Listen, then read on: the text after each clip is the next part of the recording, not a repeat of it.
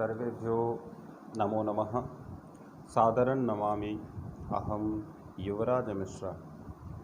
भवन्तः जानन्ति यत् अस्माकं धर्मशास्त्रेषु विविधाः प्रकाराः सन्ति।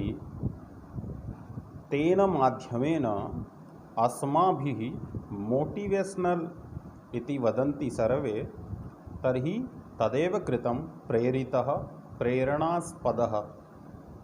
इतोपि अहं वक्तुमिच्छामि यत् वेदतः प्राचीनकालतः वेदात् अनन्तरम् अनेकाः ग्रन्थाः अनेकानि शास्त्राणि उद्धृतानि, ये अस्माकं जीवनस्य महत्वपूर्ण अंगानि सन्ति। वयं न दृष्टवन्तः, न श्रुतवन्तः, न पठितवन्तः इति तु अस्माकम् एव त्रुटिः, परञ्च पठनीयं, ज्ञातव्यं, ध्यातव्यं, स्मर्तव्यं वा। सर्वैः पठितव्यं, श्रोतव्यं, स्मर्तव्यं च। यतोहि धर्मशास्त्रेषु, वैदिकग्रन्थेषु, शास्त्रेषु, उपनिषत्सु, सर्वेषु ग्रन्थेषु अस्माकं कृते एव लिखितं वर्तते। ते तु यत् ऋषि मुनिः इत्यादयः देवाः सन्ति, ते तु अस्माकं कृते एव लिखितवन्तः, निगदितवन्तः। ते स्वस्य कृते न लिखितवन्तः।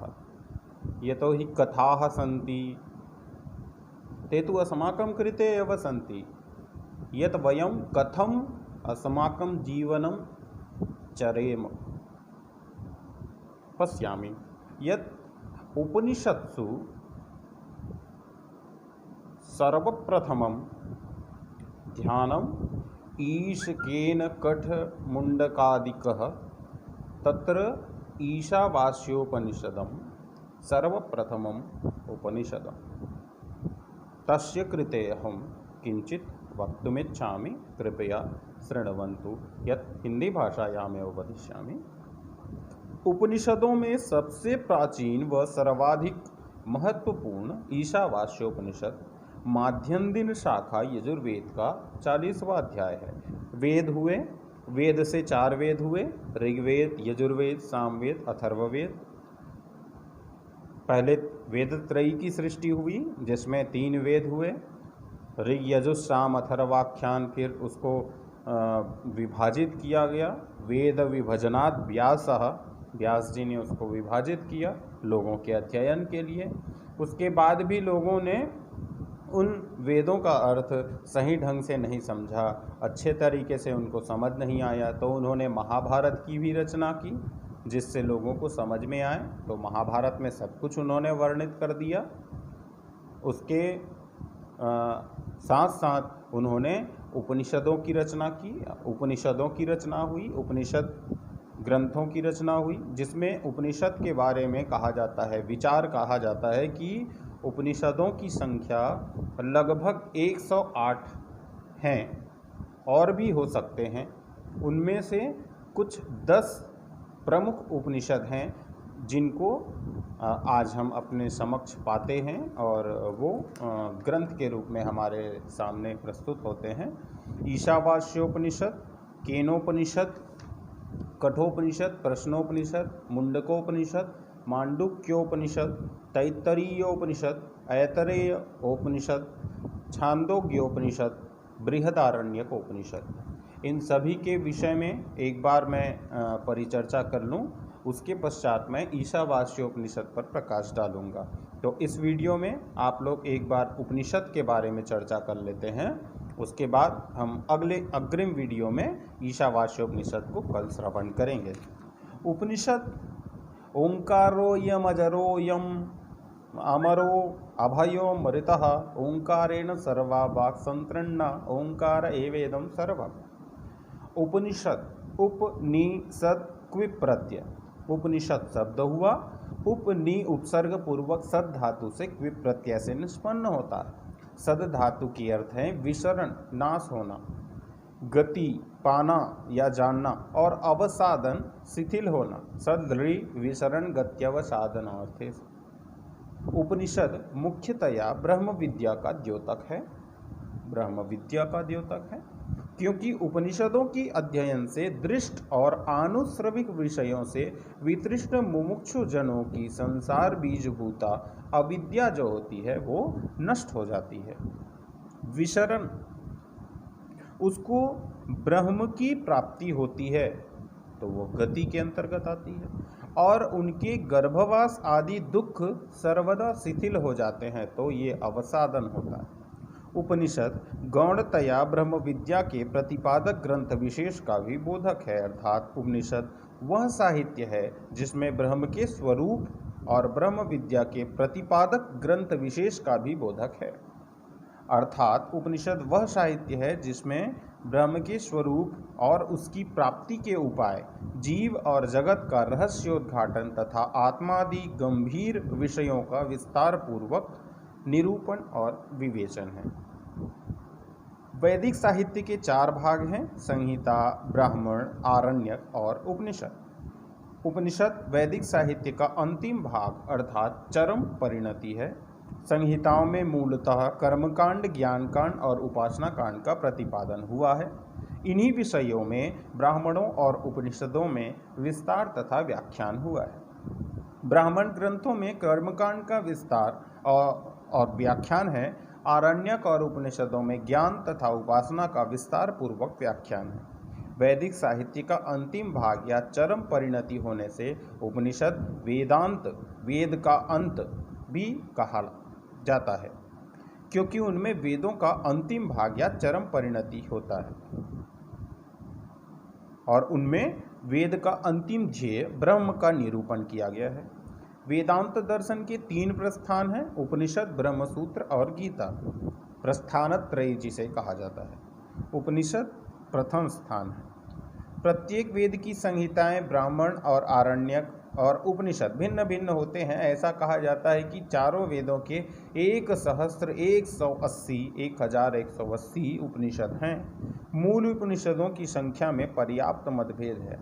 मुक्तिकोपनिषद के अनुसार 108 उपनिषद हैं, जिनमें से 10 उपनिषद ऋग्वेद से संबद्ध है, 19 शुक्ल यजुर्वेद से, 12 कृष्ण यजुर्वेद से, 16 सामवेद से तथा 31 अथर्ववेद से संबंधित है।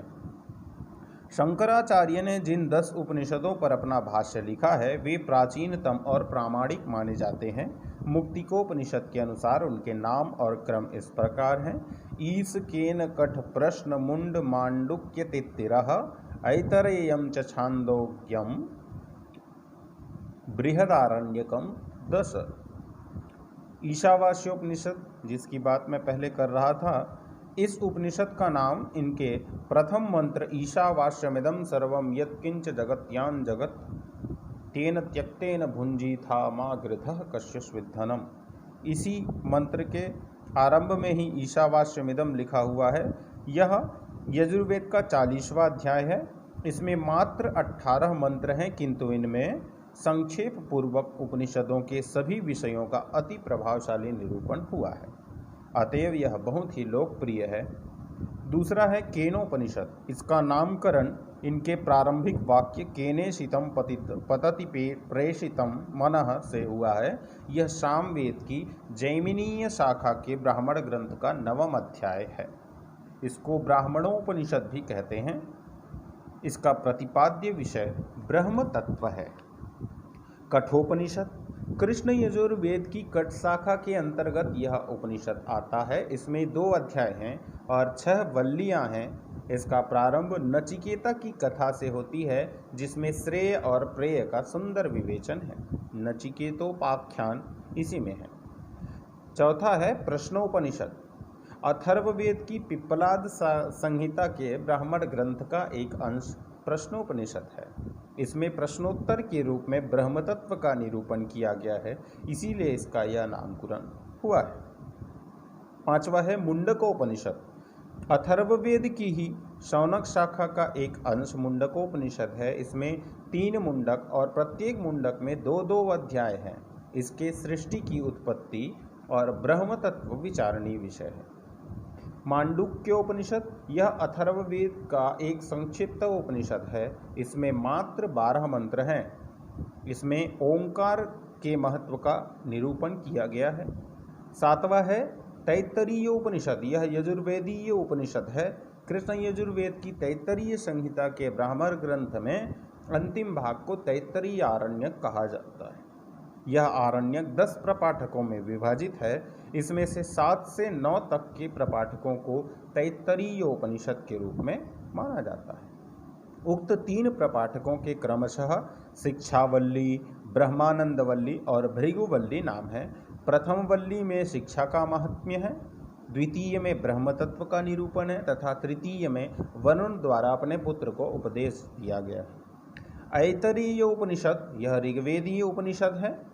ऋग्वेद के ऐतरेय ब्राह्मण के 5 भाग हैं, जिनको 5 आरण्यक की संज्ञा दी गई है। इसके द्वितीय आरण्यक के चतुर्थ से षष्ठ अर्थात 3 अध्यायों को ऐतरेयोपनिषद कहा गया है। इन 3 अध्यायों में क्रमशः सृष्टि, जीव और ब्रह्म का निरूपण है। छांदोग्योपनिषद 9वें नंबर का उपनिषद। सामवेद की कौथुमी शाखा के 3 ब्राह्मण हैं, तांड्य, षड्विंश और मंत्र। इन्हीं के अंतिम 8 अध्याय छांदोग्य ब्राह्मण अथवा छांदोग्योपनिषद कहलाते हैं। ये 8 अध्याय बहुत विस्तृत हैं, अतः यह उपनिषद बहुत विशाल है। बृहदारण्यकोपनिषद शुक्ल यजुर्वेद की 2 शाखाएं हैं, कृष्ण यजुर्वेद और शुक्ल यजुर्वेद माध्यान्दिन शाखा। उन दोनों का ब्राह्मण ग्रंथ शतपथ ब्राह्मण है। ठीक है, 2 शाखाएं हैं, दोनों का ब्राह्मण ग्रंथ शतपथ है।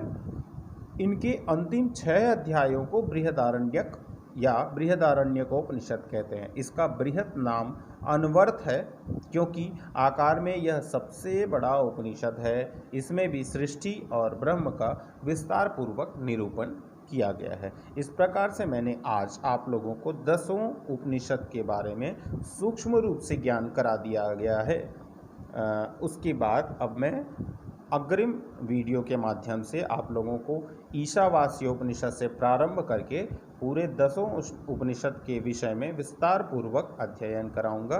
कृपया वीडियो को अधिक से अधिक लाइक करें, सब्सक्राइब करें, शेयर करें और जो कुछ भी आप लोगों के मन में प्रश्न हो आप कमेंट बॉक्स पर लिख सकते हैं। बहुत बहुत धन्यवाद। नमो नमः।